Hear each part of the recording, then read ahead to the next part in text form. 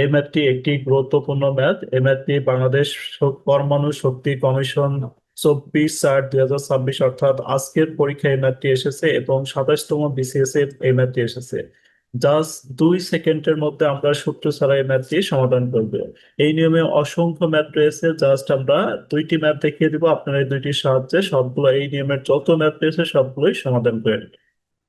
এক ব্যবসায়ী একটি পণ্যের মূল্য 25% বাড়ালো, অতঃপর বর্ধিত মূল্য থেকে 25% কমালো। 25% বাড়ালো এবং বর্ধিত মূল্য থেকে 25% কমালো।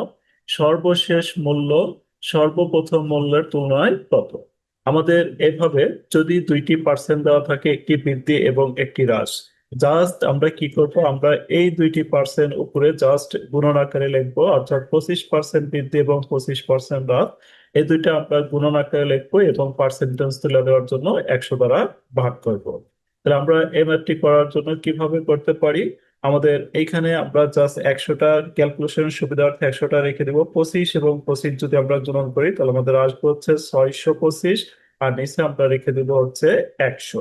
তো 625 ডিভাইডেড 100, আমাদের সুবিধার জন্য আমরা কাটাকাটি করব না।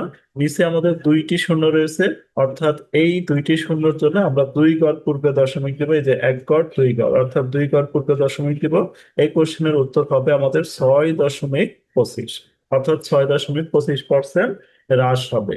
আমাদের মনে রাখতে হবে সমান সমান হ্রাস এবং বা বৃদ্ধি থাকলে, সমান সমান হ্রাস বৃদ্ধি থাকলে সর্বদাই হ্রাস পাবে।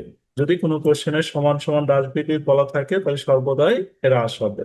আমাদের দুইটি পার্সেন্টেজ দেওয়া ছিল, এই দুইটি পার্সেন্টেজ জাস্ট এখানে লিখে দিব, অর্থাৎ দুইটি পার্সেন্টেজ আমরা গুণন আকারে লিখে দিব। পার্সেন্টেজ তুলে দেওয়ার জন্য 100 দ্বারা ভাগ করবো। এরপরের কাজ হচ্ছে আমাদের উপরে 25 এবং 25 গুণন করবো, তাহলে 625, আর নিচে লিখবো 100। তাহলে আমাদের এই যে একটা শূন্য এবং একটা শূন্য, একটা শূন্য নিচে একটা শূন্যর জন্য 1 ঘর, আরেকটা শূন্যর জন্য 1 ঘর, অর্থাৎ 625। এখানে আমাদের 2 ঘর পূর্বে এসে দশমিক দিতে হবে, এখানে দশমিক দিব, তাহলে আমাদের 6.25% হ্রাস হবে।